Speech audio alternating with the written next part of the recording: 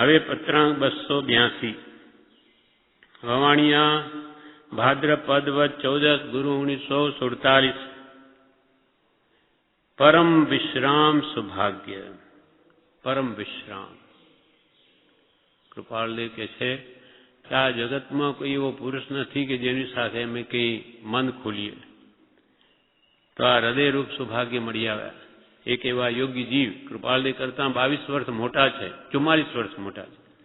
કૃપાળદેવ 22 વર્ષના જુવાન અને આ 66 વર્ષના વૃદ્ધ, પણ યોગ્યતા ઘણી હતી.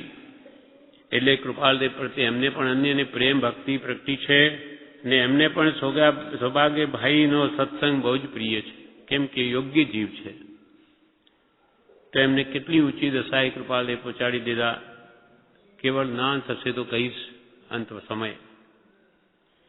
પરમ વિશ્રામ સૌભાગ્ય એટલે પરમ વિશ્રાંતિના કારણ એવા સૌભાગ્ય ભાઈ. પત્તું મળ્યું. અત્રે ભક્તિ સંબંધી વિવલતા રહ્યા કરે છે અને તેમ કરવામાં હરિઈચ્છા સુખદાય જ માનું છું. કૃપાલદેવ કહે છે અત્રે અમને ભક્તિની વિહવળતા રહ્યા કરે છે, ખૂબ ઝંખના રહ્યા કરે.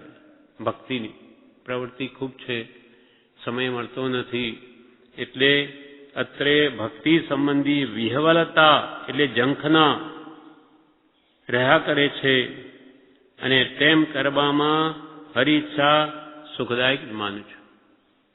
મને જે ઉકળાટ છે કે ભક્તિની અત્યંત ભક્તિ પ્રેમ પ્રગટ્યો છે ભગવાન પ્રત્યે, પણ અમે એ બધું ભૂલી શકતા નથી, આ બધા વિક્ષેપો મેટી શકતા નથી. તો પણ હરિઈચ્છા એવી છે કે અમને એવી સ્થિતિમાં રાખવા છે, તો એને પણ સુખદાયક માનું છું. જે થાય તે યોગ્ય જ માનવામાં આવે.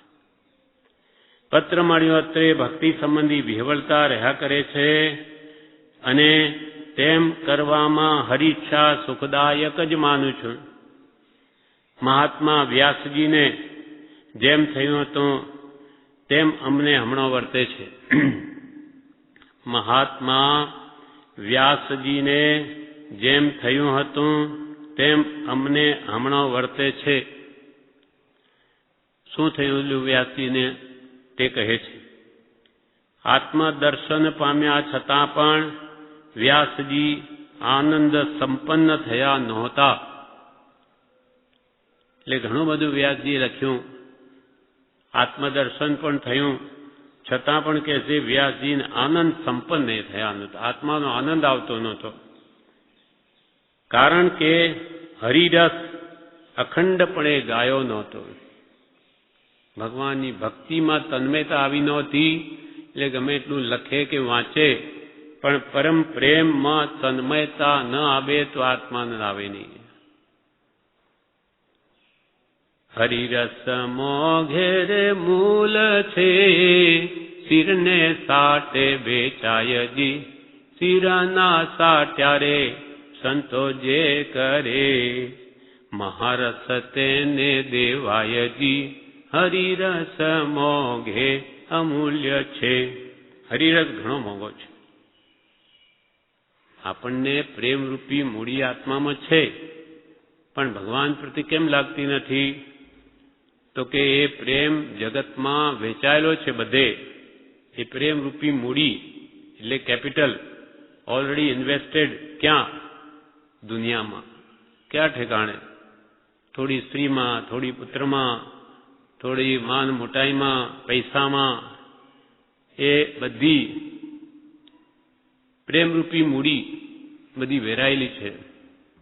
હવે એને ભગવાન પ્રત્યે લાવીએ તો મૂડી તો આપણી પાસે નવી છે નહીં.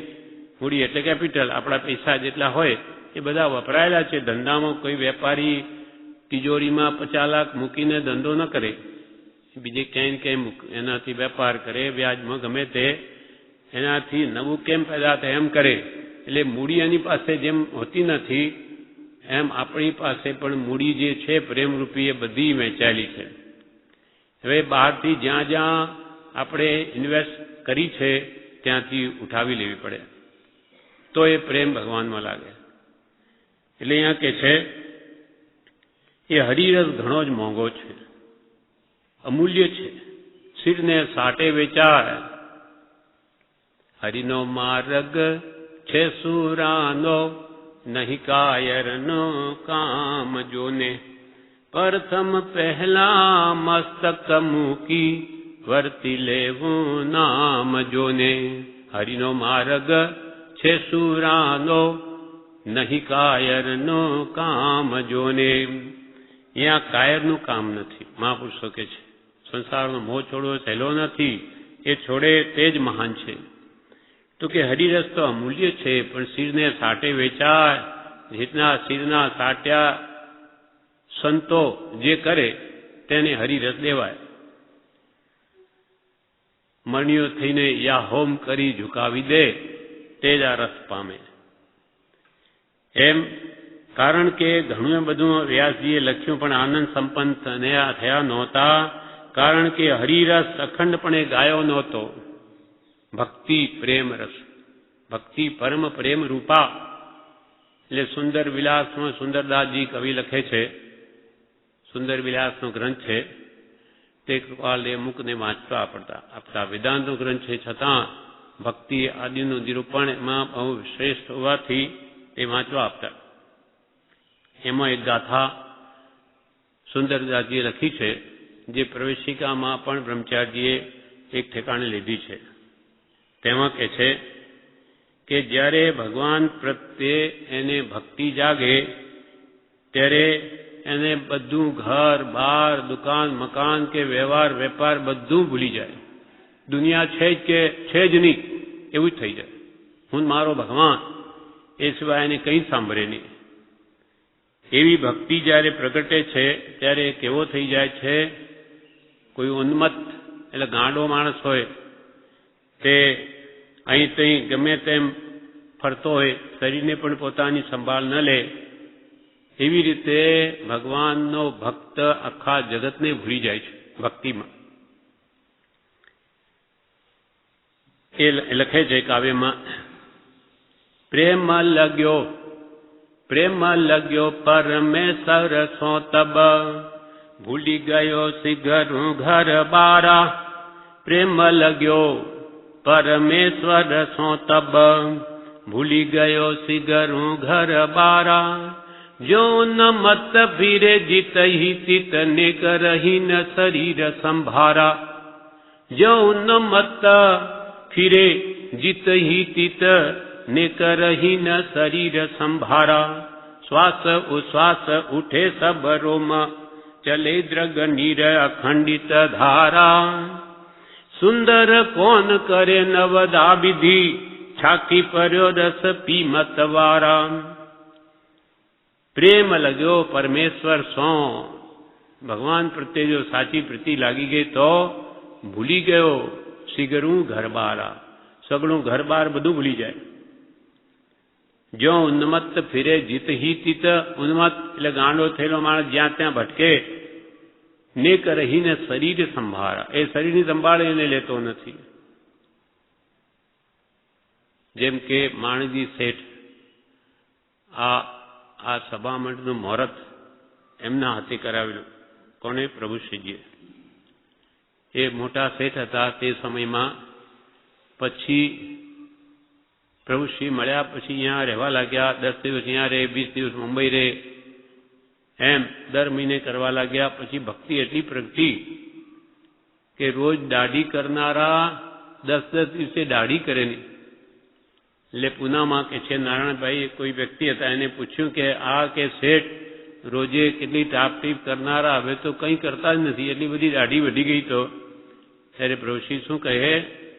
એને આત્માનો રંગ લાગ્યો છે, દેહ ભાવ ભૂલી ગયો છે. દેહમાં ક્યાં દાઢી વધી કે શું થયું એને ભાન નથી. એ ભગવાનની ભક્તિમાં મસ્ત છે. પ્રભુશ્રી પ્રત્યે એટલો પ્રેમ આવેલો એને, નાણીજી શેઠને એમને ત્યાં. તો પ્રભુશ્રી એક દિવસ કહે કે મારો વાલો પાણીને ત્યાં દૂધ રેડે છે અને પૈસાને ત્યાં રૂપિયો ખર્ચી નાખે છે, ઝાલવો પડે એને. જાણે પ્રભુશ્રી માટે શું કરું શું નહીં કરું, એટલો બધો એમને પ્રેમ હતો.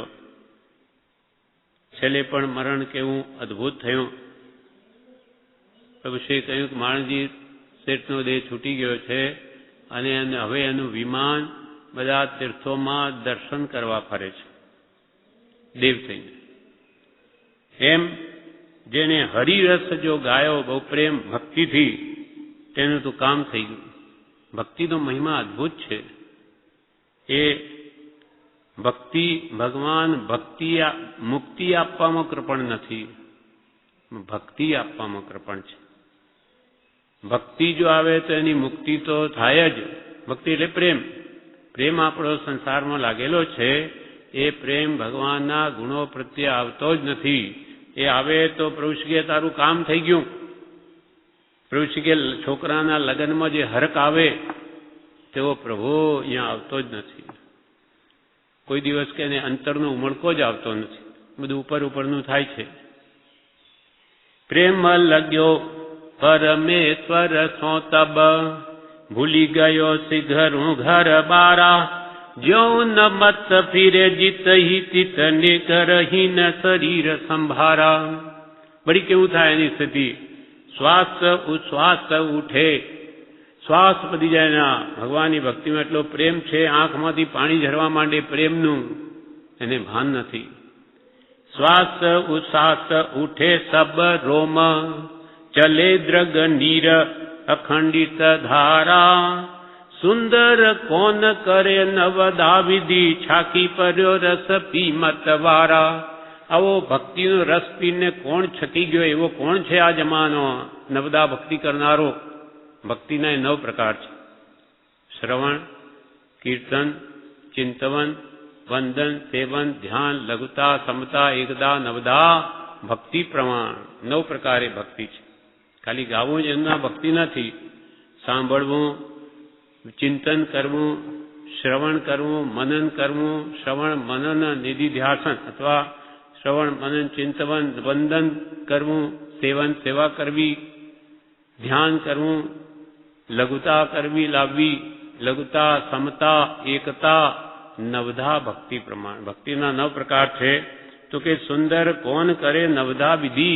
આ 9 પ્રકારની જે વિધિઓ આ જમાનામાં કોણ છે એવો કે આવી વિધિ કરે ને છાકી પડ્યો રસ પી મતવારા. એવો મતવારો ભક્તિનો રસ પીને આવી ભક્તિ કરનારો કોણ છે આ જમાનામાં? એટલે કૃપાલદેવ પોતા વિશે અહીંયા કહે છે કે વ્યાસજીની જેવી દશા હતી તેવી અમારી છે. વ્યાસજી આનંદ સંપન્ન થયા નહોતા, કારણ કે હરિરસ અખંડપણે ગાયો નહોતો. અમને પણ એમ જ છે. અખંડ એવો હરિરસ પરમ પ્રેમે અખંડપણે અનુભવતા હજુ ક્યાંથી આવડે? કૃપાલ આવો હરિરસ પ્રભુ પ્રત્યે પરમ પ્રેમ રસમાં નિમગ્ન થવું, એવો અખંડપણે એ રસને અનુભવતા હજુ ક્યાંથી આવડે? કેટલી લઘુતા છે કૃપાલ. અમારામાં ક્યાંથી આવી ભક્તિ આવડે? આ લઘુત્વ ભાવ પ્રગટ કરે છે. અલ્પમાત્ર દોષ એને પહાડ જેવો કરીને બતાવે છે. અને જ્યાં સુધી તેમ નહીં થાય ત્યાં સુધી અમને જગતમાંની વસ્તુનું એક અણુ પણ ગમવું નથી. જ્યાં સુધી અમે ભગવાનની ભક્તિમાં તન્મય નહીં થઈ જઈએ ત્યાં સુધી આ જગત પ્રત્યેમાં ઉદાસીનતા અમારી મટવાની નથી. અમને કોઈ પ્રત્યે રાગ થવાનો નથી. અને જ્યાં સુધી તેમ નહીં થાય ત્યાં સુધી અમને જગતમાંની જગતની વસ્તુઓનું એક અણુ પણ ગમવું નથી. એક અણુ માત્ર પણ અમને પ્રિય ન લાગે. ભગવાન વ્યાસજી જે યુગમાં હતા તે યુગ બીજો હતો અને આ તો કલિયુગ છે. ભગવાન વ્યાસજી પહેલા જે કે હતા ત્યારે તો એ યુગ સતયુગ હતો. હવે તો આ તો કલિયુગ છે. ભગવાન વ્યાસજી જે યુગમાં હતા તે યુગ બીજો હતો. આ કલિયુગ છે. એમાં કલિયુગમાં શું છે? એમાં હરિ સ્વરૂપ એટલે હરિનું સ્વરૂપ જેને પ્રાપ્ત છે એવા સત્પુરુષ કે હરિ નામ કે ભગવાનનું નામ અને હરિજન, હરિના જનો એટલે મુમુક્ષો, અને હરિજન દ્રષ્ટિએ નથી આવતા, શ્રવણમાં પણ નથી આવતા. એ ત્રણેયમાંના કોઈની સ્મૃતિ થાય એવી કોઈ પણ ચીજ પણ દ્રષ્ટિએ નથી આવતી. બધા સાધન કલિયુગથી ઘેરાઈ ગયા છે. ઘણું કરીને બધાય જીવ ઉન્માર્ગે પ્રવર્તે છે. ઘણું કરીને બધા જીવ ઉન્માર્ગે પ્રવર્તે છે. ઉન્માર્ગ એટલે મૂળ માર્ગથી વિપરીત એવા માર્ગે ધર્મના નામે પ્રવર્તે છે, અથવા સન્માર્ગની સન્મુખ વર્તતા નજરે નથી પડતા, અથવા એમને સન્માર્ગ મળ્યો અને સાચા માર્ગે ચાલતા એવું દેખાતું નથી. ક્વચિત મુમુક્ષુ છે, કોઈ મુમુક્ષુ છે એટલે છૂટવાની જેને ઈચ્છા છે, પણ તેને હજી માર્ગનો નિકટ સંબંધ નથી, પણ તેને જ્ઞાની પુરુષનો સમાગમ નથી. છૂટવાની ઈચ્છા પણ છે, એવા જીવો છે, પણ એને જ્ઞાની પુરુષનો યોગ નથી. અને જે મળ્યા છે તે બધા અજ્ઞાની મળે એટલે બિચારા શું કરે? ભગવાન વ્યાસજી જે યુગમાં હતા તે યુગ બીજો હતો. આ કલિયુગ છે, પાપનો યુગ છે. હીન પુણ્ય જીવોએ ભરત ક્ષેત્ર ઘેરી લીધું છે. આ યુગમાં હરિ સ્વરૂપ એવા સત્પુરુષો અથવા હરિનામ કે ભગવાનનું નામ અને હરિજન એટલે મુમુક્ષુઓ દ્રષ્ટિએ નથી આવતા, જોવામાં આવતા નથી.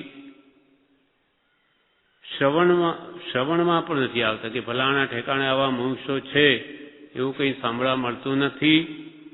એ ત્રણેયમાંની કોઈ પણ સ્મૃતિ થાય એવી કોઈ પણ ચીજ પણ દ્રષ્ટિએ નથી આવતી. હરિ સ્વરૂપ, હરિનામ કે હરિજન એ ત્રણેયમાંની કોઈ પણ વસ્તુ ક્યાંય દેખાતી નથી. એવું આ કલિકાળનું સ્વરૂપ છે. બધા સાધન કલિયુગથી ઘેરાઈ ગયા છે.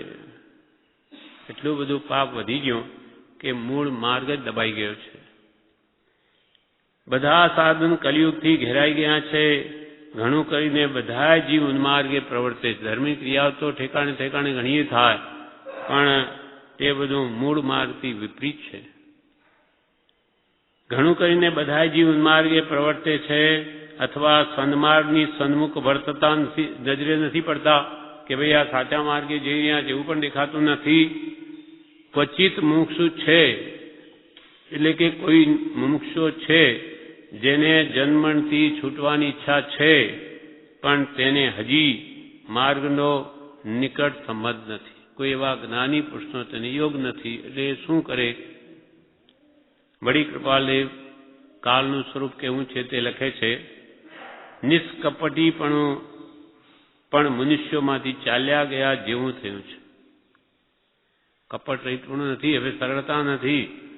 લોકો કપટી થઈ ગયા, માયાવી થઈ ગયા, સ્વાર્થી બની ગયા છે. નિષ્કપટીપણું પણ મનુષ્યોમાંથી ચાલ્યા ગયા જેવું થયું છે. સન્માર્ગનો એક અંશ, સાચા માર્ગનો એક અંશ અને તેનો પણ શતાંશ તે કોઈ આગળ પણ દ્રષ્ટિએ પડતો નથી. સાચો જે મૂળ માર્ગ ભગવાન મહાવીરે કહ્યો તેનો એક અંશ નથી દેખાતો. અને પછી પાછું કહે છે તે અંશનો શતાંશ પણ કોઈ આગળ પણ દ્રષ્ટિએ પડતો નથી. કેવળ નાનો માર્ગ તે તો કેવળ વિસર્જન થઈ ગયો છે. કેવળ જ્ઞાન પ્રાપ્તિનો મૂળ માર્ગ તો કેવળ વિસર્જન થઈ ગયો છે. કોણ જાણે હરિની ઈચ્છા શું છે? આવો વિકટ કાળ તો હમણાં જ જોયો. એ તો ઊંડા અવસર્પિણી કાળ, ભયંકર અનંત કાળે આવે એવો. તો કૃપાલ કે કોણ જાણે હરિની ઈચ્છા શું છે? આવો વિકટ કાળ તો હમણાં જ જોયો. કેવળ મંદ પુણ્યવાળા પ્રાણી જોઈ પરમ અનુકંપા આવે છે. જે પુણ્યહીન જીવોને આ કાળમાં જોઈ અને કે છે પરમ અનુકંપા આવે છે, ઘણી દયા આવે છે. શું કરવું? કેવળ મંદ પુણ્યવાળા પ્રાણી જોઈ પરમ અનુકંપા આવે છે. અમને સત્સંગની ન્યૂનતાને લીધે કાંઈ ગમતું નથી, અને આ અમને પણ સત્સંગનો વિયોગ રહેવાથી અમને પણ કંઈ ગમતું નથી. ઘણીવાર થોડે થોડે કહેવાઈ ગયું છે. ઘણીવાર અમે કે થોડી થોડી વાર આવી વાત કરી છે કે ભાઈ અમને સત્સંગ વિના ગમતું નથી. તો પણ તથાપી ચોખ્ખા શબ્દોમાં કહેવાયાથી સ્મૃતિમાં વધારે રહે એટલા માટે કહીએ છીએ કે અમે ઘણી વાર એ વાત કરી છે કે અમને સત્સંગ વિના ગોળતું નથી. સત્સંગને અમે ઝંખીએ છીએ, મળે તો અમે ખૂબ આનંદ આવે, તો પણ સત્સંગની ન્યૂનતા લીધે ગમતું નથી. ઘણીવાર થોડે થોડે એ વાત કહેવાઈ ગઈ છે, તથાપિ તો પણ ચોખ્ખા શબ્દોમાં કહેવાયાથી સ્મૃતિમાં વધારે રહે, તમને યાદ વધારે રહે, એટલા માટે હવે કહીએ છીએ કે અમારી દશા કેવી છે તે. ચોખ્ખા શબ્દોમાં કહેવાયાથી સ્મૃતિમાં વધારે રહે એટલા માટે કહીએ છીએ કે કોઈથી અર્થ સંબંધ અને કામ સંબંધ તો ઘણા કાળ થયા ગમતા જ નથી. કૃપાલદેવ શું કે છે, અમને અર્થ સંબંધ, પૈસા બાબતની વાત કે કામ સંબંધ સ્ત્રી આદિ એ તો ઘણા કાળ થયા અમને ગમતા જ નથી. ઘણા કાળ થયા. આ તો 1947 એટલે 23 વર્ષની ઉંમર છે. ઘણો કાળ થયા અમને કામ સંબંધને આ અર્થ સંબંધ તો ગમતા જ નથી. ચોખ્ખા શબ્દોમાં કહેવાયાથી સ્મૃતિમાં વધારે રહે એટલા માટે કહીએ છીએ, તો ચોખ્ખું કહી દઈએ, તમને તો ગોળ ગોળ ખબર નહીં પડે, એટલા માટે કહીએ છીએ કે કોઈથી અર્થ સંબંધ અને કામ સંબંધ તો ઘણા કાળ થયા ગમતા જ નથી. હમણાં ધર્મ સંબંધ અને મોક્ષ સંબંધ પણ ગમતા નથી. એ કેવી વિતરાગતા છે અંતરમાં કે અર્થ અને કામ તો શું, અમને તો ધર્મ ને મોક્ષે ગમતા નથી. એટલી બધી વિતરાગતા છે, કંઈ ગમતું નથી. ધર્મ સંબંધ અને મોક્ષ સંબંધ તો ઘણું કરીને યોગીઓને પણ ગમે છે. યોગી પુરુષો પણ ધર્મ કરે મોક્ષ પ્રાપ્તિ માટે, એમને પણ એનો સંગ ગમે, પણ અને અમે તો તેથી પણ વિરક્ત રહેવાય છીએ છે. એટલે ઘરમાં રહેતા છતાં પણ યોગીઓ કરતાં પણ વિશેષ દશા છે. ઘરમાં છે, ઘરમાં બેઠા છતાં વિતરાગ છે. એટલે ધર્મ સંબંધ ને મોક્ષ સંબંધ તો ઘણું કરીને યોગીઓને પણ ગમે છે, અને અમે તો તેથી પણ વિરક્ત રહેવા માંગીએ છીએ. હાલ તો અમને કંઈ ગમતું નથી, અને જે કંઈ ગમે છે તેનો અતિશય વિયોગ છે. વધારે શું લખવું, સહન જ કરવું એ સુગમ છે. અમને જે ગમે તો મળતું નથી. સત્સંગ અમારે તો જોઈએ છે, એ તમારો કે તમારા જેવાનો એ મળતો નથી. બાકી એમને કંઈ ગમતું નથી. એક તુહીની માત્ર રચના છે. એટલે ભગવાન પ્રત્યે અનન્ય ભક્તિ છે, બસ એ ગમે છે, બીજું મને કંઈ ગમતું નથી. એક સ્તવનમાં લખે છે દેવચંદ્રજી મહારાજ કે જે કાયા ભગવાનને નમે તે કાયા સાર્થક થાય. ધન્ય તે કાય જીણે તુજ સદા સમરીએ, ધન્ય તે કાય જેણે પાય તુજ પ્રણમીએ, તુજ થુણીએ જે ધન્ય ધન્ય જીહા. જે તારી સ્તુતિ કરે જીવવાની ધન્ય છે. જે તારા પાયને સેવે તેની કાયા પણ ધન્ય છે. ધન્ય તે કાય જેણે પાય તુજ પ્રણમીએ, તુજ થુણીએ ધન્ય તુજ થુણીએ જે ધન્ય ધન્ય જીહા. ધન્ય તે હૃદય જીણે તુજ સદા સમરીએ, ધન્ય તે રાતને ધન્ય દીહા.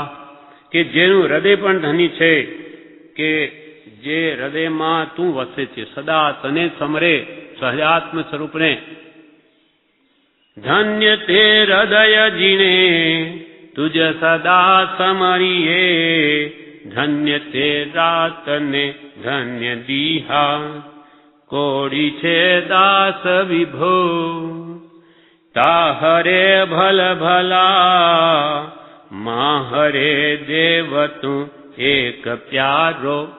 હે નાથ, તારે તો ઘણાય છે દાસ, મારે તો તું એક જ છે.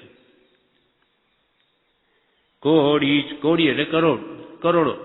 કોડી છે દાસ વિભો, વિભો એટલે પરમાત્મા. આપના તો કરોડો દાસ છે, પણ મારે તો પ્રભુ તો એક જ છે. કોડી છે દાસ વિભો, સાહરે ભલ ભલા, માહરે દેવ તું એક પ્યારો, પતિત પાવન સમો, જગત ઉદ્ધાર કર, મહિર કરી મોહી ભવ જલધિ તારો. પતિત પાવન સમો, અમે પતિત છીએ, તું અમને પાવન કરવા સમર્થ છે, એવો જગત ઉદ્ધાર કર, એવો આપ મહિર કરી, કૃપા કરી, મોહી ભવ જલધિ તારો, સંસાર સમુદ્રથી અમે પાર ઉતારો. ઋષભ જિન રાજ મુજ આજ દિન અતિ ભલો, ગુણ નીલો જેણે તું નયન દીઠો. દુઃખ ટળ્યા સુખ મિલ્યા, સ્વામી તું નિરખતા, સુકૃત સંચય હુઓ પાપ નીઠો. ભગવાન મળ્યા, ભક્તિ જાગી કે બધું દુઃખ ભાગી ગયું. પ્રેમ આવવો જોઈએ, હરખ આવવો જોઈએ. રાગ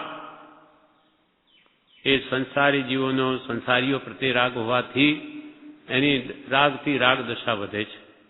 પણ વિતરાગથી જો રાગ થાય તો એના ભાવનું નિકંદન નીકળી જાય. રાગી સંગે રે રાગ દશા વધે, થાય તીણે સંસારોજી, નિરાગીથી રે રાગનું જોડવું, લઈએ ભવનો પારોજી. નેમી જીણે સર નિજ કારજ કર્યું. આનંદગંજી મહારાજ નેમિનાથ ભગવાનના સંબંધમાં લખે છે કે રાગી સંગે રાગ દશા વધે. કેમ કે પરસ્પર સંસારી જીવોના રાગ એક કરે એટલે સામય કરે, એટલે પરસ્પર રાગ દશાથી બંધન વધે. બે બાજુ લેપ હોય, દિવાલ પર પણ ચીકણાટ, અને કોઈ માટી પણ ચીકણી ફેંકવામાં આવે તો ચોટી જાય, પણ એક લુખ્ખી ચીજ હોય તો બીજી ચોટે નહીં ત્યાં. તેમ રાગી સંગે રાગ દશા વધે, તેનું ફળ શું આવે? થાય તેને સંસારો, જેનો સંસાર વધે. પણ નિરાગી થીરે રાગનું જોડવું, નિરાગી પરમાત્માથી રાગનું જોડવું, લઈએ ભવનો પારો. કેમ કે ભગવાન આપણી પ્રત્યે રાગ કરતા નથી. એટલે કૃપાલુ શું કે રાગ કરવો નહીં, કે તમે વિતરાગ કરી શકતા સર્વશ્રેષ્ઠ. ભગવાન પ્રત્યે પણ રાગ કરવાની જરૂર નથી. રાગ કરવો નહીં, અને કરવો તો સત્પુરુષ પ્રત્યે કરવો. કે નથી રહેવાતું તો સત્પુરના ગુણો પ્રત્યે પ્રેમ કરો. દ્વેષ કરવો નહીં, તો કે મારે નહીં રહેવાય, તો દ્વેષ કરવો નહીં, ને કરવો તો કુશીલ પ્રત્યે કરવો. આપણી વૃત્તિઓ ખરાબ હોય એના પ્રત્યે દ્વેષ કરો, કે નીચ હજુ તું સમજતો નથી, એમ પોતાના ભાવોને કોસવા, તો એને એની બુદ્ધિ ઠેકાણે આવે. આ પ્રમાણે આખો પત્ર પૂરો થયો. એનું વિવેચન પણ છે, જે આપણે આવતીકાલે લઈશું. વચનામૃત પત્રાંક 282, વવાણિયા ભાદ્ર પદ વદ 14 ગુરુ 1947. સૌભાગભાઈ ઉપરના આ પત્ર કાલે આપણે વાંચી ગયેલા. આપણે ફરીથી વાંચીને એનું વિવેચન છે તે આપણે વાંચીશું. પરમ વિશ્રામ સૌભાગ્ય, પરમ વિશ્રાંતિના કારણ એવા યોગ્ય પુરુષ કૃપાલદેવને જણાયા. તેથી સૌભાગભાઈને લખે છે, પરમ વિશ્રામ સૌભાગ્ય પત્તું મળ્યું, અત્રે ભક્તિ સંબંધી વિહવળતા રહ્યા કરે છે. અમને આ ભક્તિની વિહવળતા હમણાં બહુ રહ્યા કરે છે, અને તેમ કરવામાં હરી ઈચ્છા સુખદાયક જ માનું છું. મહાત્મા વ્યાસજીને જેમ થયું હતું તેમ અમને હમણાં વર્તે છે. આત્મદર્શન પામ્યા છતાં પણ વ્યાસજી આનંદ સંપન્ન થયા નહોતા, કારણ કે હરિરસ અખંડપણે ગાયો નહોતો. અમને પણ એમ જ છે. અખંડ એવો હરિરસ પરમ પ્રેમે અખંડપણે અનુભવતા હજુ ક્યાંથી આવડે? અને જ્યાં સુધી તેમ નહીં થાય ત્યાં સુધી અમને જગતમાંની વસ્તુનું એક અણુ પણ ગમવું નથી. ભક્તિની અત્યંત ઝંખના જાગી છે કે જ્યાં સુધી ભગવાનની ભક્તિમાં મેં તન્મય નહીં થઈએ ત્યાં સુધી આ દુનિયામાંનું એક અંશ પણ પૌદ્ગલિક પદાર્થ અમને ગમવાનો નથી. એના વિશે બ્રહ્મચારી વિવેચનમાં જણાવે છે,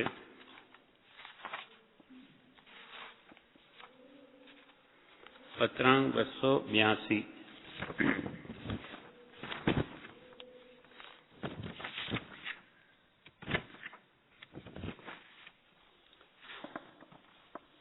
શ્રી રાજ મંદિર અહોર ફાગણ સુદ 12 સંમત 2008.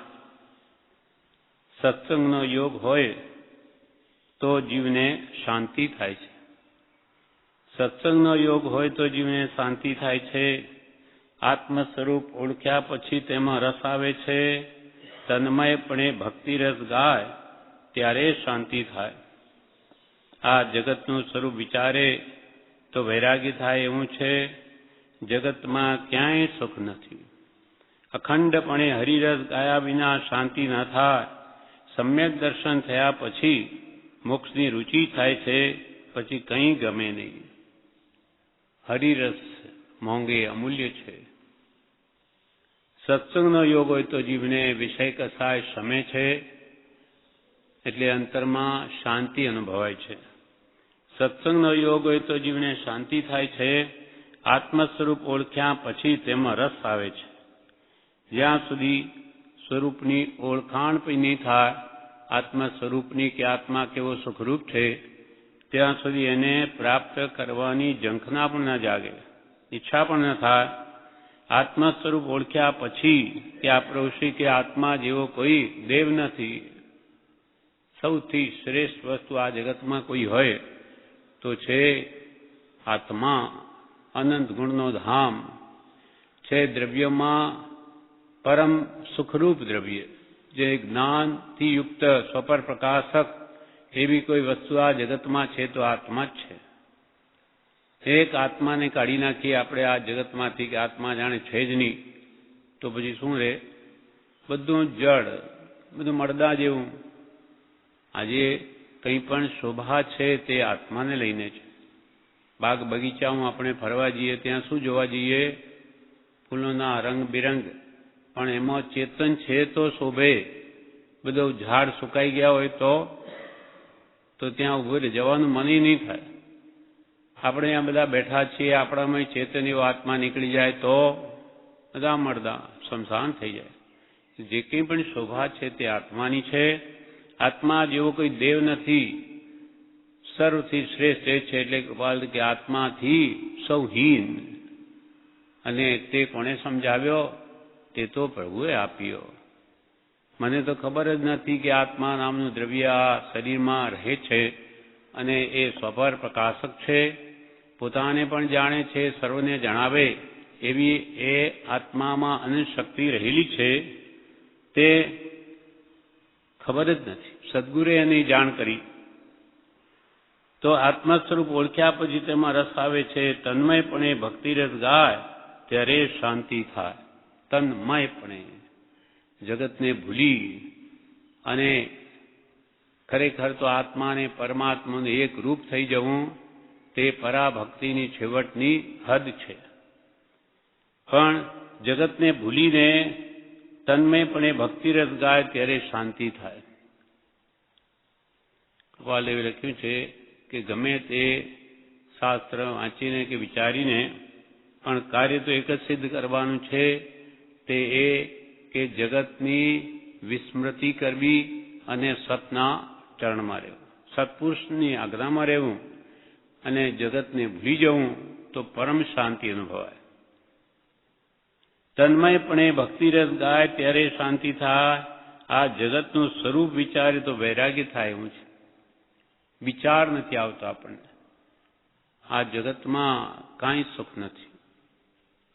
કર વિચાર તો પામ, ઔષધ વિચાર ધ્યાન. આપણને મોહને લઈને મીઠાશ લાગે છે, પણ ખરેખર એનું સ્વરૂપ વિચારવામાં આવે તો એક નહીવત સુખ અનુભવાય, કોઈ પણ એ પણ સુખાભાસ છે. વાસ્તવિક સુખ નથી ઇન્દ્રિયોનું. સુખનો આભાસ અલ્પ સમય માત્ર થાય, બાકી તો એની શરૂઆત અને અંત પણ દુઃખમાં જ થાય છે. આ જગતનું સ્વરૂપ વિચારે તો વૈરાગ્ય થાય એવું છે. 12 ભાવનાઓ વારંવાર વિચારવા જેવી છે કે આ જગતનું વાસ્તવિક સ્વરૂપ બતાવે છે. અશરણ ભાવના. આપણને કોણ શરણરૂપ છે? ગમે તેટલી વ્યાધિ થાય કે કુટુંબ હોય પણ મરણ પથારીએ પડ્યા હોઈએ યા અથવા વ્યાધિ આવી હોય ત્યારે આપણી સંભાળ કોણ લે? ભલે ઉપર રહેલા કુટુંબીઓ ઉપરની દેખભાળ કરે, પણ અંદરની પીડા એ પણ લઈ શકતા નથી, આપણને જ ભોગવવી પડે. અને મરણ વખતે તો કોઈ શરણરૂપ છે જ નહીં. ગમે એટલું ધન હોય, કુટુંબ હોય, લાગ વગ હોય, કંઈ કામ ના આવે, અંતે એને જવું જ પડે. ત્યાં એક વિતરાગનો ધર્મ શરણરૂપ થાય છે.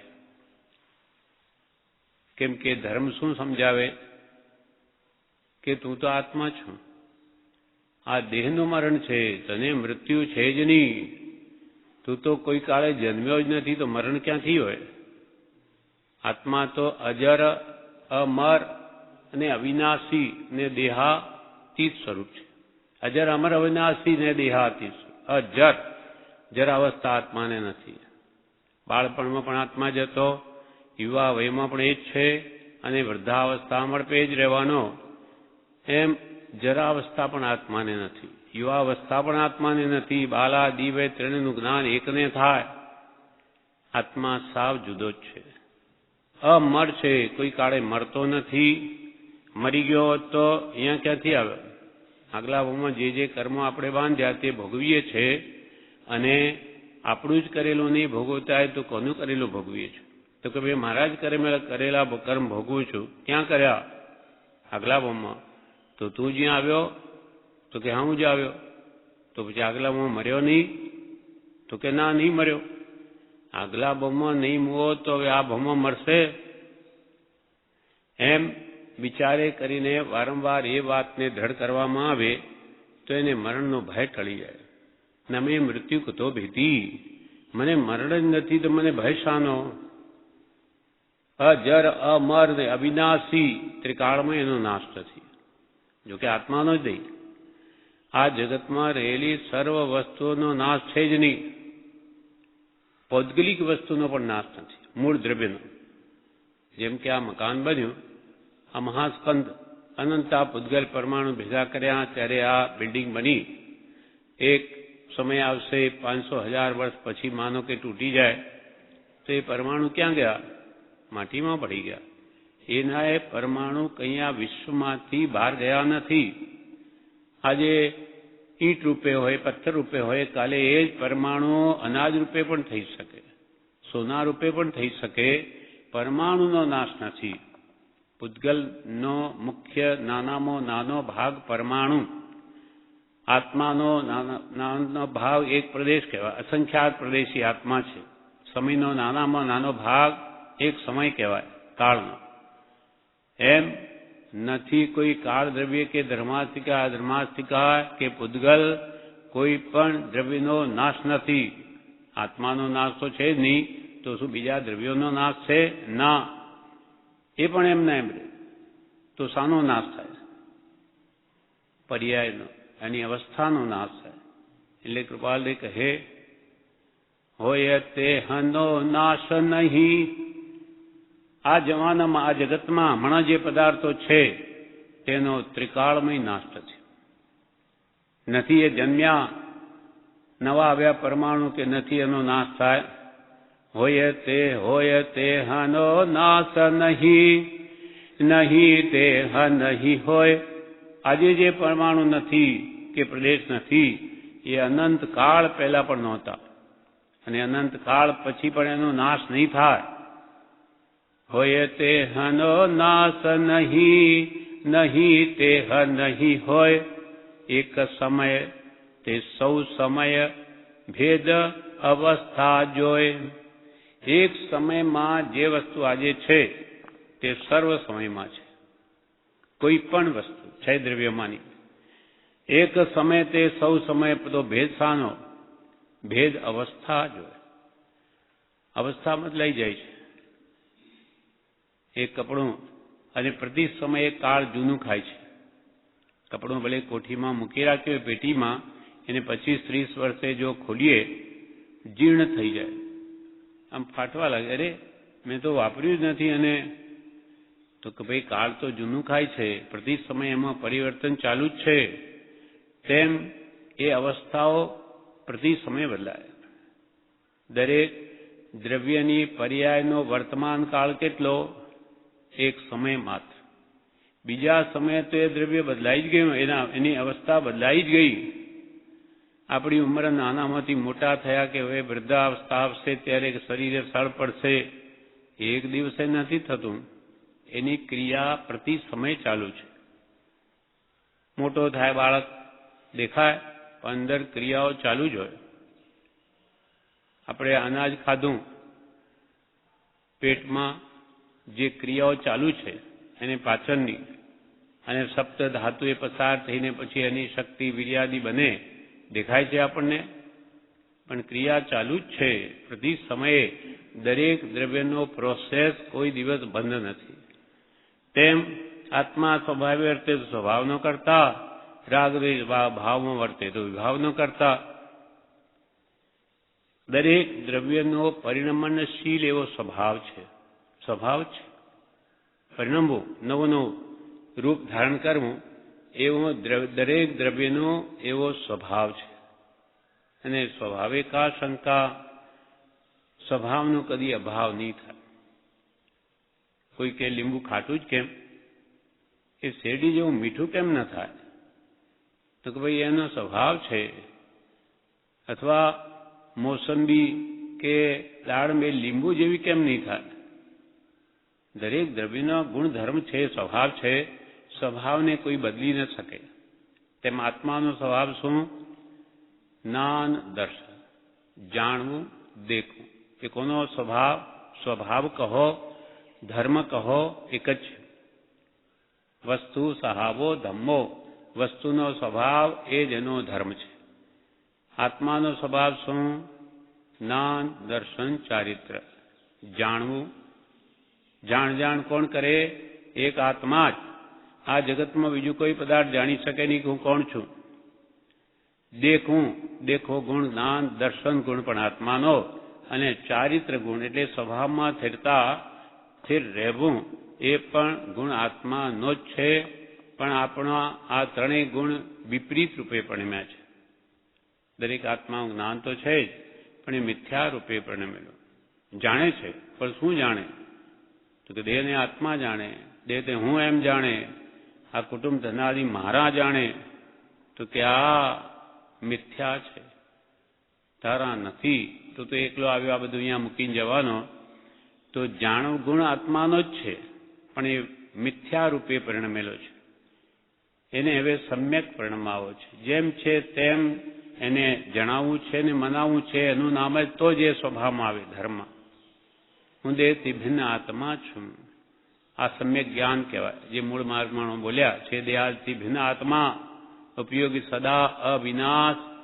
પોતાને ખબર નથી માટે એમ જાણે સદગુરુ ઉપદેશથી રહે. કહ્યું જ્ઞાન તેનું નામ ખાસ. ખાસ કેમ કહ્યું? કેમ કે પોતાના સ્વરૂપના જ્ઞાન વિનાનું નવ પૂર્વનું જ્ઞાન હોય તો પણ જ્ઞાન છે. જો હોય પૂર્વ ભણેલ નવ પણ જીવને જાણ્યો નહીં, તો સર્વતે અજ્ઞાન ભાગ્યું. સાક્ષી છે આગમાહી. પોતાને જાણે તો જ એની કિંમત છે. પોતાના જાણપણાનું જ્ઞાન ગમે તેટલું હોય, અંશે ઉણા 14 પૂર્વધારી નિગોદમાં પડ્યા છે. એટલે પોતાને જાણે તો જ એકડો મંડાય, નહીં તો બધું ભોગ છે. જેણે આત્માને જાણ્યો તેણે સર્વ જાણ્યું. સર્વ જાણવાનું ફળ પણ એક આત્મા પ્રાપ્તિ છે. પોતાને ઓળખો, પોતાના આત્માને સ્વધર્મમાં લાવવો છે. સમ્યક જ્ઞાન થવાથી પછી સમ્યક દર્શન થાય, સતથી શ્રદ્ધા થાય અને પછી એ સ્વરૂપમાં રમણતા કરે, પરને પર માને, સ્વને સ્વ માને, નિજમાં નિજ બુદ્ધિ થાય, પરમાં પરબુદ્ધિ થાય, એટલે આત્મજ્ઞાનનો અધિકારી બને છે. આત્મ સ્વરૂપ ઓળખ્યા પછી તેમાં રસ આવે છે. તને પણ એ ભક્તિરસ ગાય ત્યારે શાંતિ થાય. આ જગતનું સ્વરૂપ વિચારે તો વૈરાગ્ય થાય એવું છે. અસરણ ભાવના, અનિત્ય ભાવના, કઈ વસ્તુ નિત્ય છે આ જગતમાં? ગમે તેટલી શોભા કરીએ કેટલા દિવસ બીજે સમયથી એ જૂનું થવા લાગે છે. જૂનું તો થયું રે દેવળ, જૂનું તો થયું, મારો હંસલો નાનો ને દેવળ જૂનું તો થયું. દેવળ એટલે મંદિર. આ આત્માને રહેવાનું મંદિર છે આપણું ઘર, આ શરીર. આ દેવળ મંદિર જૂનું થવા લાગ્યું. આત્મા તો તેનો તે જ છે, શરીર ઘરડું થવા લાગ્યું. જૂનું તો થયું રે દેવળ, જૂનું તો થયું, મારો હંસલો. હંસલો એટલે જીવ, આત્મા. હંસલો તો નાનો, એનો એને આ શરીર જૂનું થઈ ગયું. મારો હંસલો નાનો ને દેવલ જૂનું તો થયું. આ તો કાયા રે હંસા ડોલવાને લાગી રે. આ તો કાયા રે હંસા ડોલવાને લાગી રે. પડી ગયા દાંત માહિલો રેખું તો રહ્યું, મારો હંસલો નાનો ને દેવલ જૂનું તો થયું. દાંત પડી ગયા, રેખું રહ્યું, ધીમે ધીમે બધું જવા માંડ્યું. કેમ કે બધું નાશવંત છે, શાશ્વત નથી. ગમે એટલે શરીરને સાચવે, અંતે એ મરી જ જાય, છૂટી જ જાય. એમ સંસારનું બધું સ્વરૂપ એવું છે. અનિત્ય ભાવના, અસરણ ભાવના, અસૂચિ ભાવના. જ્ઞાની પુરુષો કે આ શરીર અસૂચિમય છે, અપવિત્ર છે, સપ્ત દુર્ગંધમય ધાતુનો કોથળો છે આ શરીર. આપણને શરીરમાં સૌથી વધારે મોહ છે, પણ એના અંદર ભરેલું શું છે? ખાણ, મૂત્ર ને મળની. કોઈ સોનાની ખાણ હોય, કોઈ હીરાની ખાણ હોય, પણ આ શરીર કથાની ખાણ છે? ગંદકી, સંડાસ ક્યાંથી આવે? આપણા શરીરમાંથી. ગમે તેટલી સારામાં સારી વસ્તુ એને ખવડાવવામાં આવે, એ એની વિષ્ઠા કરીને બહાર કાઢે. જાણે વિષ્ઠાની ફેક્ટરી ન હોય, પ્રોડક્ટ આ નીકળે. ગમે તેટલી બદામ, પિસ્તા ગમે તે ખવડાવો, માલ શું તૈયાર થાય? ગટરમાં નાખવા જેવો. એ દુર્ગંધી મારે. ગમે એટલું સંડાસ ઘરમાં સારું કરાવીએ મકાન બનાવતી વખતે, અને એકવાર જો આપણો તેમાં પ્રવેશ થઈ ગયો, પછી એ છી છી છી છી, એ તો કે ખરાબ છે. એને બગાડ્યું કોણે? તારા શરીરે. એટલે સૌથી વધારેમાં વધારે ગંદી ચીજ આ શરીર હોવા છતાં સૌથી વધારેમાં વધારે મોહ હોય તો આપણને આ શરીર પર છે. એ સૂચવે છે કે આ જીવનું અજ્ઞાન કેટલું મહાન છે. એક માખીની પાંખ જેટલી ચામડી ઉપર અંદર છે આપણા શરીર ઉપર, અને એના 9 દ્વાર છે. બધામાંથી ગંદવાળું જ નીકળે. કેમ કે અંદર હોય તે બહાર આવે. તેલનો કૂવો હોય તો તેલ આવે, પાણીનો કૂવો હોય તો પાણી નીકળે. આ દુર્ગંધી ભરેલી એટલે જ બહાર આવે. નાકમાંથી પણ લીટ નીકળે, કાનમાંથી ચીપડા નીકળે, કાનમાંથી પેલો મેલ નીકળે, નાકમાંથી કફ નીકળે, મોઢાથી કફ નીકળે, આંખમાંથી ચીપડા નીકળે. મળમૂત્રના દ્વાર તો ગંદા જ છે. અને 3.5 કરોડ રોમનું બનેલું દરેકનું શરીર છે. આપણા દરેકના શરીર ઉપર 3.5 કરોડ હોલ છે. વાળ, રૂંવાટી, એ બધામાંથી શું નીકળે? પસીનો નીકળે. ગમે એટલું અત્તર ફૂલેલ પાવડર લગાડે પણ એને દુર્ગંધી કરી જ નાખે. કેમ કે અંદરથી એ જ નીકળે. એટલે અંદર સર્વત્ર એ જ ભર્યું છે. એને ગમે એટલું સારું રાખવા ઈચ્છીએ નહીં જ રહે, કેમ કે એનો સ્વભાવ એ જ છે. હવે આ વાત આપણને એકવાર વાંચતા કે વિચારતા બેસતી નથી. મિથ્યાત્વ આપણને સાચું જેમ છે તે માનવા દેતું નથી. એટલે વારંવાર એ વાતને વિચારવાથી કંઈ અસર થાય, વૈરાગ્ય રહે કે ખરેખર ઓહો એવું શરીર છે, મને તો આવું કદી મને લાગ્યું નહીં લાગ્યું, બધા જાણે છે. અને અંદર શું ભરેલું, આપણે એક્સરે ફોટા પડાવીએ ત્યારે અંદરનું રૂપ બહાર આવે. થોડીક ચામડી છોલાઈ ગઈ, ક્યાંય ખાંચો આવી ગયો તો લોહી નીકળે ને અંદર એકદમ માખીઓથી રક્ષણ મુશ્કેલ થઈ પડે. આવું જે અંદરનું સ્વરૂપ છે એ જીવ વિચારે તો એને વૈરાગ્ય થાય એવું છે. એમ અહીંયા કે છે આ જગતનું સ્વરૂપ વિચારે તો વૈરાગ્ય થાય એવું છે. જગતમાં ક્યાંય સુખ નથી. जिस सुख अंदर दुख वसे सो सुख भी दुख रूप. સુખની અંદર દુઃખ છે.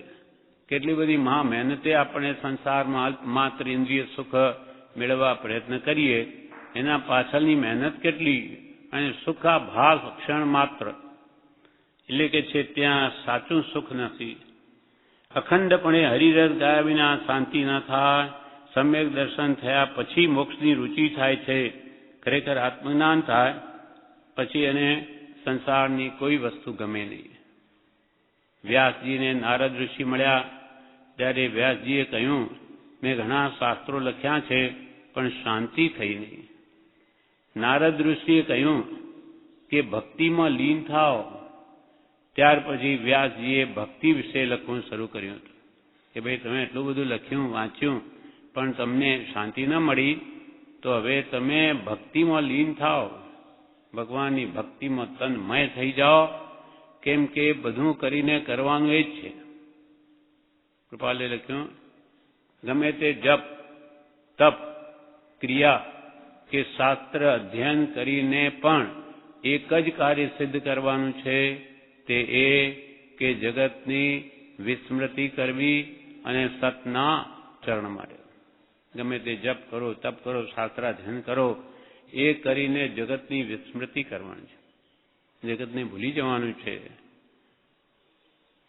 ખાલી વાંચીને એને વૈરાગ્ય ના આવે અથવા એના જીવનમાં કંઈ ફેર ના આવે તો પછી એ વાંચવાનો અર્થ શું? વૈરાગ્યોપશમ ના આવે વાંચનથી તો એ વાંચવું વ્યર્થ છે, અથવા માત્ર અભિમાનનું કારણ થાય. જો આત્માર્થે ના આરાધ્યા તો વાંચન શ્રવણ નકામું.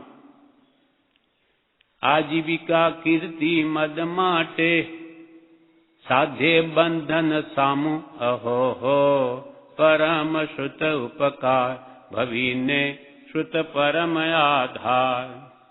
આત્માર્થે જો નારાધ્યા શ્રવણ મનન નકામ.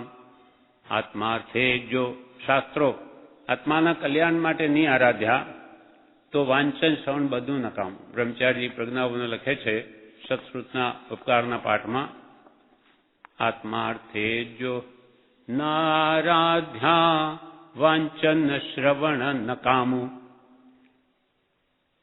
આજીવિકા કીર્તિ મદ માટે સાધે બંધન સામું. અહો હો પરમ શ્રુત ઉપકાર ભબીને શ્રુત પરમ આધાર.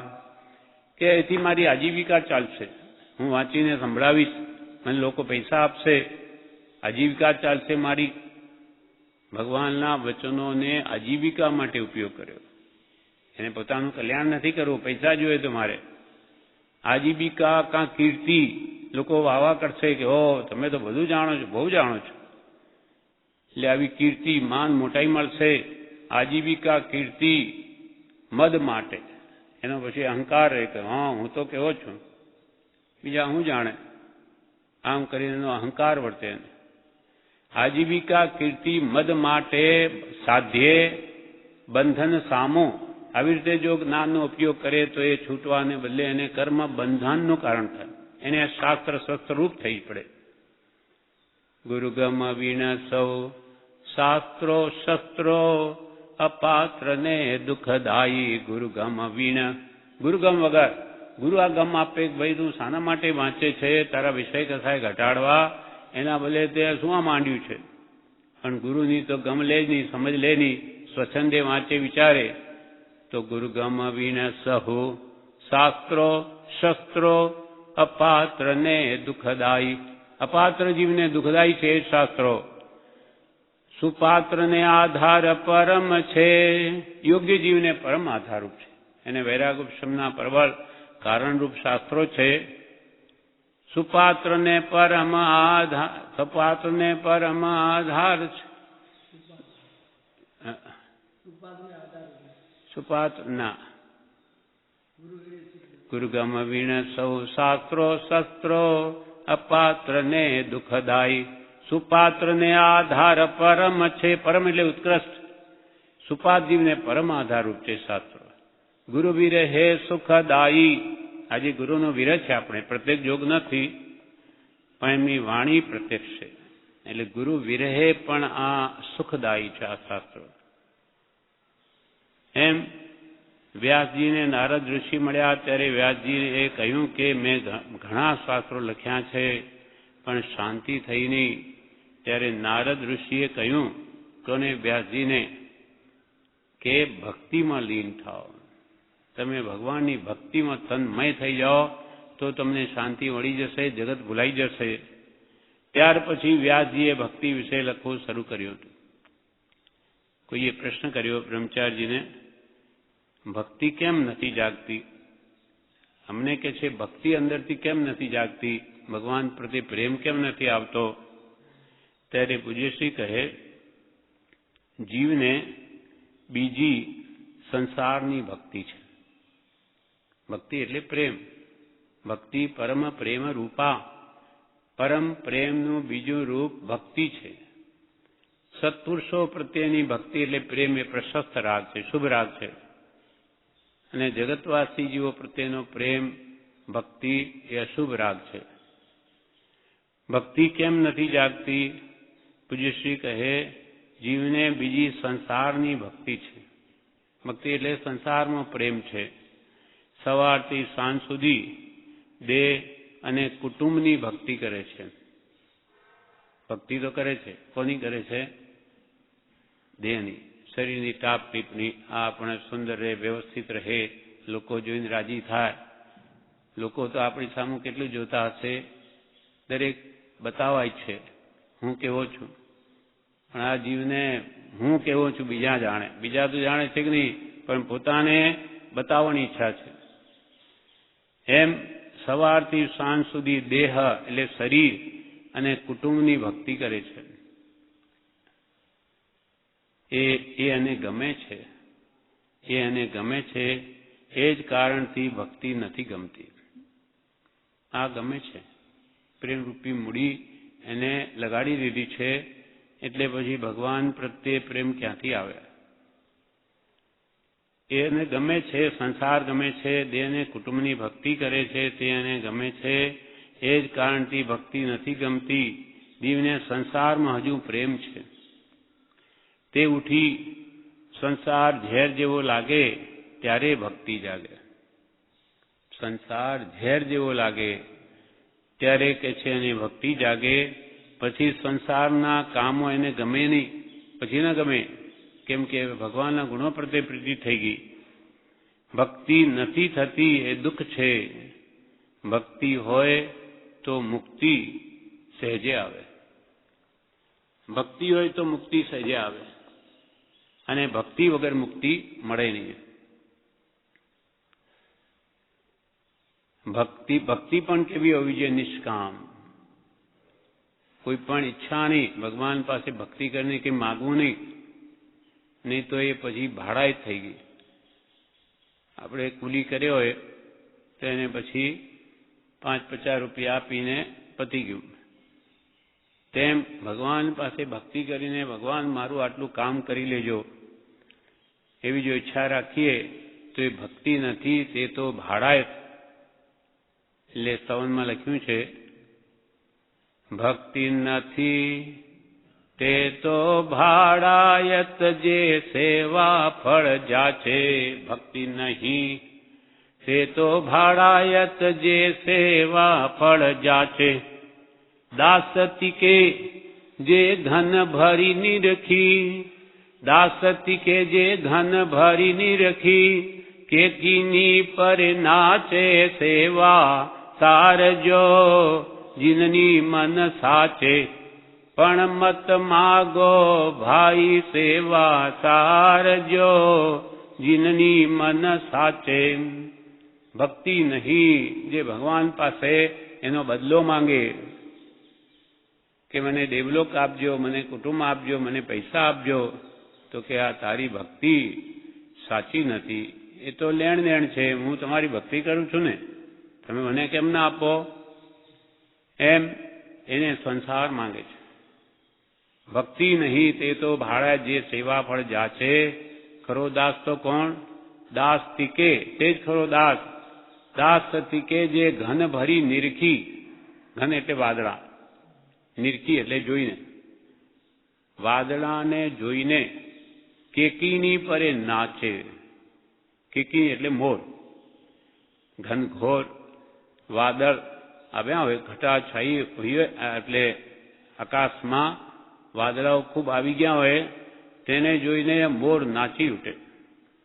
એને કંઈ મળવાનું નથી, પણ સહેજે એવી એના પ્રત્યે પ્રીતિ છે કે જોઈને એને ખૂબ આનંદ આવે છે, નિસ્વાર્થ છે. તેમ દાસ તીકે જે ઘન ભરી નિરખી, તે જ ખરો દાસ કે વાદળાની જેને જોઈને કેકીની પરે, પરે એટલે એની જેમ નાચે, મોરની જેમ એને પણ ભગવાનને જોઈને આનંદ થાય, એના ગુણોને કંઈ પણ વસ્તુની ઈચ્છા વગર, તો એની ભક્તિ સાચી. નહીં તો ભક્તિ નહીં, તે તો ભાડાયત જે સેવા ફળ જાચે. ભક્તિ કેમ નથી જાગતી? પૂજ્યશ્રી કહે જીવને બીજી સંસારની ભક્તિ છે. સવારથી સાંજ સુધી દેહ અને કુટુંબની ભક્તિ કરે છે, એ એને ગમે છે. એ જ કારણથી ભક્તિ નથી ગમતી. જીવને સંસારમાં હજુ પ્રેમ છે, તે ઉઠી સંસાર ઝેર જેવો લાગે ત્યારે ભક્તિ જાગે. પછી સંસારના કામો ગમે નહીં. ભક્તિ નથી થતી એ દુઃખ છે. ભક્તિ હોય તો મુક્તિ સહેજે આવે. એટલે સૌજીજી મહારાજ શું લખે? મને તો કે ભગવાન તમારી, મને તો મુક્તિ કરતા ભક્તિ વધારે પ્રિય છે. કેમ કે ભક્તિ હશે તો મુક્તિ આપોઆપ ખેંચાઈને આવશે. એટલે સૌજીજી લખે છે, મુક્તિથી અધિક તુજ ભક્તિ મુજ મન વસી, દેહ શું સબળ પ્રતિબંધ લાગ્યો, ચમક પાષાણ જીમ લોહને ખેંચશે, મુક્તિને સહજ તુજ ભક્તિ રાગો. મુક્તિથી અધિક તો હે ભગવાન આપની ભક્તિ મારા હૃદયમાં વસી છે, જે શું મને સબળ પ્રતિબંધ લાગ્યો છે. એના વગર મારે રહેવાય નહીં. મને એવો પ્રતિબંધ થઈ ગયો છે ભક્તિ સાથે મને. મુક્તિથી અધિક તો જે ભક્તિ મુજે મન વસી, જે શું સબળ બળવાન સબળ બળવાન પ્રતિબંધ લાગ્યો. કેમ જેમ કે ચમક પાષાણ. ચમક પાષાણ એટલે લોહ ચુંબક. પાષાણ એટલે પથ્થર. એ લોહ ચુંબક તે આપોઆપ લોઢાને ખેંચી લે છે. ચમક પાષાણ જીમ લોહને ખેંચશે, મુક્તિને સહજ તુજ ભક્તિ રાગો. તારા પ્રત્યે ભક્તિનો રાગ છે તો મુક્તિ તો એની મેરે ખેંચાઈને આવશે. મારે લેવાની જરૂરત જ નથી. એટલે ભગવાન મને તું ભક્તિ આપ. વલ કે ભગવતને એવો લોભ કેમ હશે કે મુક્તિ આપવા, ભક્તિ આપવા, મુક્તિ આપવા કરતાં પણ ભક્તિ આપવામાં કૃપણ કેમ છે? કેમ કે ભક્તિ એટલે પ્રેમ એનો અનાદિથી સંસારમાં લાગેલો છે. એ ઉઠાવવો બહુ દુર્લભ છે. સંસાર પ્રત્યેની પ્રીતિ અનાદિકાળની જીવને છે, એ ત્યાંથી ખસબી અતિ દુર્લભ હોવાથી એને ભગવાન પ્રત્યે ભક્તિ આવતી જ નથી. બ્રહ્મચારીએ દ્રષ્ટાંત કહ્યું, ભાઈ એની પાસે જે ભક્તિરૂપી મૂડી છે એ તો બધી લગાડેલી છે, એની પાસે છે જ નહીં. હોય ક્યાંથી લગાડે? આપણે સિલકમાં કંઈ 5 લાખ પડ્યા હોય તો બીજા ધંધામાં નાખીએ, પણ એ 5 લાખ તો બધે બીજા ધંધા મૂકી દીધેલા છે, અને હવે ધંધો કંઈ સારો એવો મળી આવ્યો કે જેમાં ડોળા બમણા થાય એવા છે, પણ મૂડી છે નહીં. હવે એ મૂડી પાછી ભેગી વસૂલ કરું જ્યાં મૂકેલી છે એ તો અહીંયા લગાડી શકું. તેમ પ્રેમરૂપી મૂડી સ્ત્રી પુત્ર ધનાદિમાં બધી મૂકેલી છે, ત્યાંથી ઉપાડે તો એ મૂડી ભગવાનના ગુણોમાં લાગી શકે. એટલે અહીંયા કે છે બ્રહ્મચારી, પર પ્રેમ પ્રવાહ બઢે પ્રભુ સે. પ્રેમનો પ્રવાહ જે હમણાં સંસાર ભણી છે, નદીનો પ્રવાહ જેમ આ દિશામાં હોય અને બીજી દિશામાં કરવો હોય તો કેટલું અઘરું પડે, તેમાં પ્રેમનો પ્રવાહ આ જીવનો સંસાર પ્રત્યે છે. પર પ્રેમ પ્રવાહ જો બઢે પ્રભુ સે તો સબ આગમ ભેસુર બસે. વહ કેવલ કો બીજ જ્ઞાની કહે, એને કેવળ જ્ઞાનનું બીજ જ્ઞાની કહે છે. કેવળ જ્ઞાનનું બીજ શું છે? સમકિત, સમ્યક દર્શન, આત્મજ્ઞાન. એ કેવળ જ્ઞાનનું બીજ છે. એ બીજ રોપાઈ ગયું તો એમાંથી કેવળ જ્ઞાન વૃક્ષ થવાનું જ છે. વહ કેવલ કો બીજ જ્ઞાની કહે, અને નિજ કો અનુભવ બતલાઈ દીએ.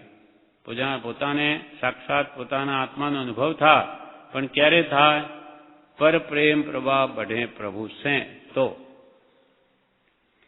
કેટલું ફેરવાનું છે, કેટલું ફેરવાનું છે. શુભાશુભ ભાવોમાં જીવ છે, શુદ્ધ ભાવ નથી. બીજા ભાવો ન ભૂલાય ત્યાં સુધી શુદ્ધ ભાવ કેમ કરી આવે? તે શુભાશુભ છેદતા ઉપજે મોક્ષ ભાવ. આપણી વૃત્તિ મોટે ભાગે તો અશુભમાં જ રહે છે. કિંચિત ભક્તિ સ્વાધ્યાય એવું કરતા હોઈએ ત્યારે શુભમાં વૃત્તિ હોય, મોટે ભાગે તો સંસારના ભાવોમાં જ આપણી વૃત્તિ રમતી હોય.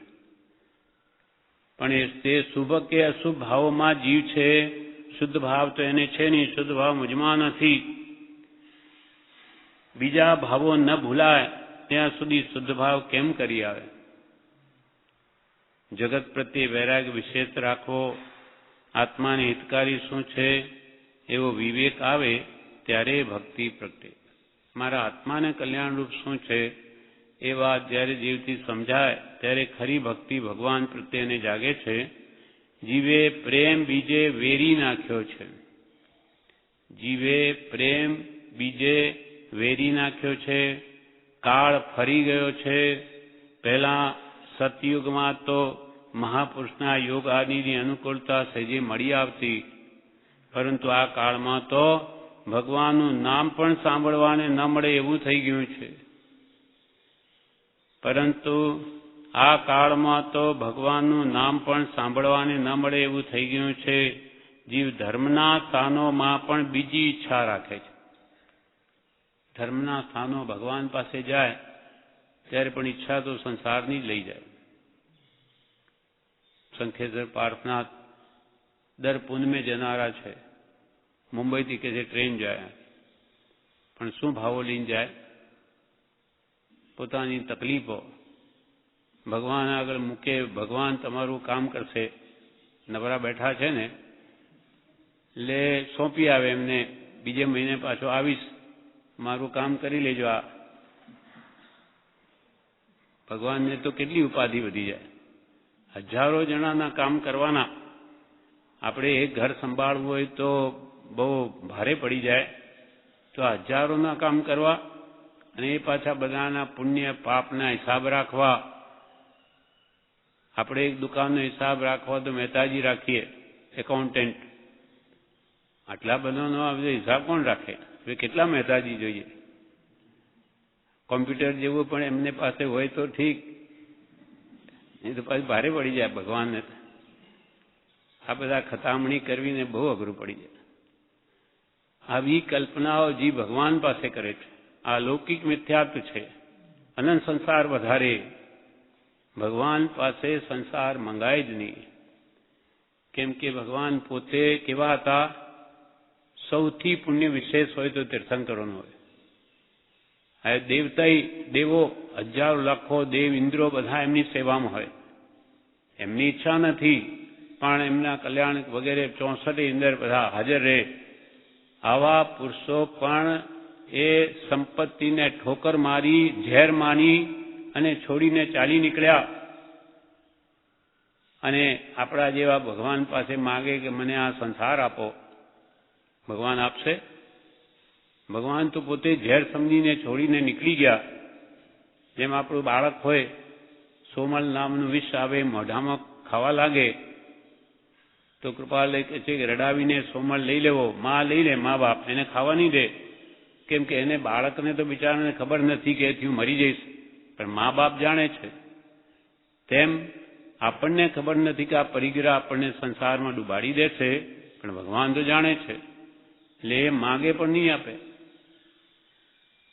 આ કહેવાનો આશય કે તો નિર્વિકલ્પ છે. એ કોઈના આવા વિકલ્પ, આનું મારે ભલું કરવું, આનું બુરું કરવું, એવો જો ભાવ હોય તો એ ભગવાન જ ન બને. પછી તો એ કશાય ભાવો જ રહ્યો. એ તો બધા ભાવો જેના મટી ગયા છે એવા નિર્વિકારી પરમાત્મા કોઈનું ભલું કરતા નથી, બુરું કરતા નથી. માત્ર એના વચનથી, એની મુદ્રાથી, એના સત્સમાગમથી આપણા ભાવોને બળ મળે છે અને આપણને તેવા કરવા પ્રેરાઈએ છે, સત્કર્મ કરવા. ભગવાન કંઈ કરતા નથી. અને આવું કરતા હોય તો ભગવાન બહુ દુઃખી હોય. એવું ભગવાનપણું આપણે પણ નથી જોઈતું. એના કરતો એક ઘર સારું કે આટલી ઉપાધિ મળી, આ બધાની ઉપાધિ કોણ કરે? એમ આ બધી માન્યતાઓ મિથ્યા છે. પણ વિવેક, વિચાર ન હોવાથી ત્યાં જઈને પણ એ જ માગે છે. સંસારીને દુઃખ તો હોય જ. દુઃખ હોય તો જ્ઞાનીઓ કે ભોગવ, તારા કર્મ છે, અમે નહીં લઈ શકીએ. સૌભાગભાઈ કેટલી વાર કૃપાલદેવને કહ્યું, કંઈ દાદ ના આપી, તમારે ભોગવવું પડશે, તમે બાંધ્યું છે. તમે અમારે તેવી ઈચ્છા રાખશો તો તમને પરમાર્થ પ્રાપ્તિ પણ નહીં થાય. કે હું એટલું કૃપાલની ભક્તિ કરું, મને કંઈ આપતા નથી. એટલે ઉડતો એ માર્ગથી દૂર જાય. મારે કંઈ જોઈએ નહીં એવી ભાવનાથી નિષ્કામ ભક્તિ કરે તો જ આત્મલાભ થાય. આ કાળમાં ભક્તિની વાત પણ સાંભળવા ન મળે એવું થઈ ગયું છે. તેથી ભક્તિ નથી જાગતી. જીવે પ્રેમ બીજે વેરી નાખ્યો છે. કાળ ફરી ગયો છે. પહેલા સતયુગમાં તો મહાપુરુષના યોગ આદિની અનુકૂળતા સહેજી મળી આવતી, પરંતુ આ કાળમાં તો ભગવાનનું નામ પણ સાંભળવા ન મળે એવું થઈ ગયું છે. જીવ ધર્મના સ્થાનોમાં પણ બીજી ઈચ્છા રાખે છે. ધર્મ સ્થાનોમાં જાય પણ ઈચ્છા સંસારની જ રાખે. હવે એનું કલ્યાણ કેમ થાય? જ્યાં જોઈએ ત્યાં કપટ, સાચ નથી. એવા જીવોને જ્ઞાનીનો યોગ પણ ક્યાંથી થાય? સરળતા એ ધર્મના બીજ સ્વરૂપ છે. વિશાળ બુદ્ધિ, મધ્યસ્થતા, સરળતા, જીતેન્દ્રિયતા, આટલા ગુણો જે આત્મામાં હોય તે તત્વ પામવાનું ઉત્તમ પાત્ર છે. પણ આપણામાં માયા કપટ હોય તો ધર્મ નહીં પરિણમે. કપટ રહિત થઈ આત્મ અર્પણા રે, આનંદ ઘન પદ રેહા, ઋષભ જિનેશ્વર પ્રીતમ માહરો રે. નિષ્કપટ પણ જોઈએ. મનમાં કંઈ, વચનમાં કંઈ, વર્તનમાં કંઈ જુદો જ એમ નહીં. મનમાં તે જ વચનમાં, વચનમાં તે જ વર્તનમાં, તે જ જીવ ધર્મ પામી શકે. જ્યાં જોઈએ ત્યાં કપટ, સાચ નથી. એવા જીવોને જ્ઞાનીનો યોગ પણ ક્યાંથી થાય? હીન પુણ્ય જીવો છે. 4 પ્રકારના પુરુષાર્થમાંથી, કામ અને અર્થમાંથી પાછું હટવાનું છે. ધર્મ, અર્થ, કામ અને મોક્ષ. એ 4 પુરુષાર્થમાંથી કામ પુરુષાર્થ અને અર્થ એટલે ધનનો પુરુષાર્થથી પાછું હટવાનું છે. એની ઈચ્છા ન રહે એવું કરવાનું છે. મોક્ષે જવું હોય તો એની ઈચ્છા ન રાખવી. કામ વાસના અને ધનાદિની ઈચ્છા ન રાખવી, એટલે કે કંચન અને કાંતાનો મોહ ન રાખવો. કૃપાળદેવ કહે છે કે અજ્ઞાનીની પેટે થઈને રહેવું છે, કોઈને ખબર ન પડે તેવી રીતે. અજ્ઞાનીની પેટે, આ તો કંઈ જાણતા નથી. એમ કે અજ્ઞાનીની પેટે થઈને રહેવું છે, કોઈને ખબર ન પડે તેવી રીતે. હમણાં ધર્મ સંબંધી પણ કંઈ ન પ્રકાશનું એમ રહે છે.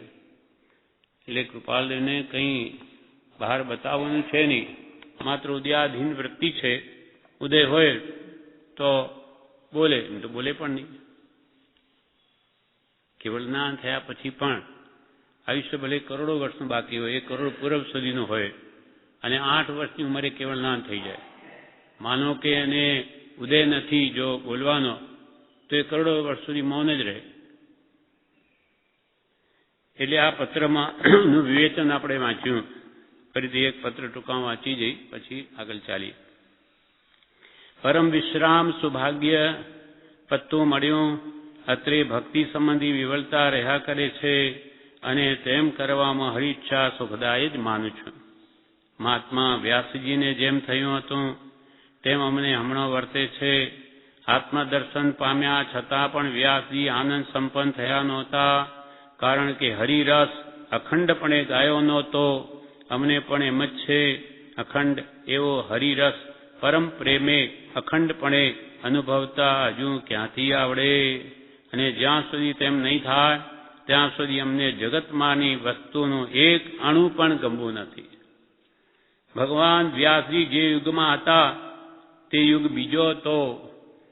આ કલિયુગ છે, એમાં હરિ સ્વરૂપ, હરિ નામ અને હરિજન દ્રષ્ટિએ નથી આવતા.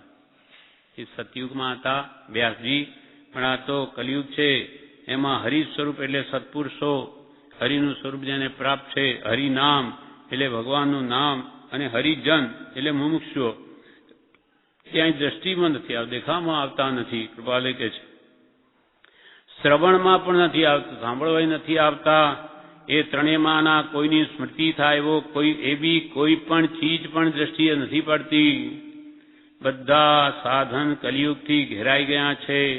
ઘણું કરીને બધા જીવ ઉન્માર્ગે પ્રવર્તે છે, અથવા સન્માર્ગથી સન્મુખ વર્તતા નજરે નથી પડતા. ક્વચિત મુમુક્ષુ છે, કોઈને છૂટવાની ઈચ્છા છે, પણ તેને હજુ માર્ગનો નિકટ સંબંધ નથી. હજુ એને સતમાર્ગ, આ જ્ઞાની પુરુષનો યોગ મળ્યો નથી. નિષ્કપટીપણું પણ મનુષ્યોમાંથી ચાલ્યા ગયા જેવું થયું છે. સન્માર્ગનો એક અંશ અને તેનો પણ શતાંશ તે કોઈ આગળ પણ દ્રષ્ટિએ પડતો નથી. કેવળ જ્ઞાનનો માર્ગ તે તો કેવળ વિસર્જન થઈ ગયો છે. કોણ જાણે હરિની ઈચ્છા શું છે? આવો વિકટ કાળ તો હમણાં જ જોયો. કેવલ મંદ પુણ્યવાળા પ્રાણી જોઈ પરમ અનુકંપા આવે છે. હીન પુણ્ય જેવોને જોઈને પરમ દયા આવે છે. અમને સત્સંગની ન્યૂનતાને લીધે કંઈ ગમતું નથી. સત્સંગ અમને નથી એટલે અમને કંઈ ગોઠતું નથી. ઘણીવાર થોડે થોડે કહેવાઈ ગયું છે, તથાપિ ઘણીવાર અમે કે પત્રોમાં કહ્યું છે, તો પણ ચોખ્ખા શબ્દોમાં કહેવાયાથી સ્મૃતિમાં વધારે રહે. અમે કે ચોખ્ખા શબ્દોમાં કહી દઈએ છીએ જેથી તમને વધારે સ્મૃતિમાં રહે. ચોખ્ખા શબ્દોમાં કહેવાયાથી સ્મૃતિમાં વધારે રહે એટલા માટે કહીએ છીએ કે કોઈથી અર્થ સંબંધ કે કામ સંબંધ તો ઘણા કાળ ત્યાં ગમતા જ નથી. 23 વર્ષની ઉંમર છે, કેટલાય કાળ થઈ ગયો કે અમને આ પૈસા સંબંધી કે કામ સંબંધી તો અમને ગમતું જ નથી. કોઈથી અર્થ સંબંધ કે કામ સંબંધ તો ઘણા કાળ થયા ગમતા જ નથી. આ સ્પષ્ટ શબ્દોમાં કહીએ છીએ. હમણાં તો ધર્મ સંબંધ અને મોક્ષ સંબંધ પણ ગમતો નથી. એટલે એટલી વિતરાગતા છે, સ્વરૂપમાં રમણતાની. ધર્મ સંબંધ અને મોક્ષ સંબંધ તો ઘણું કરીને યોગીઓને પણ ગમે છે, અને અમે તો તેથી પણ વિરક્ત રહેવા માંગીએ છીએ. હાલ તો અમને કંઈ ગમતું નથી, અને જે કંઈ ગમે છે તેનો અતિશય વિયોગ છે. વધારે શું લખવું, સહન જ કરવું એ સુગમ છે. અમને તો સત્સંગ ગમે છે. તમારા જેવો પણ એનો તો વિયોગ છે. બસ તો જેવો સંજોગ છે એને સમભાવે સહન કરવું. આ પ્રમાણે પત્રાંક 282 પૂરો થયો. 283મો પત્ર આવતીકાલે લઈશ.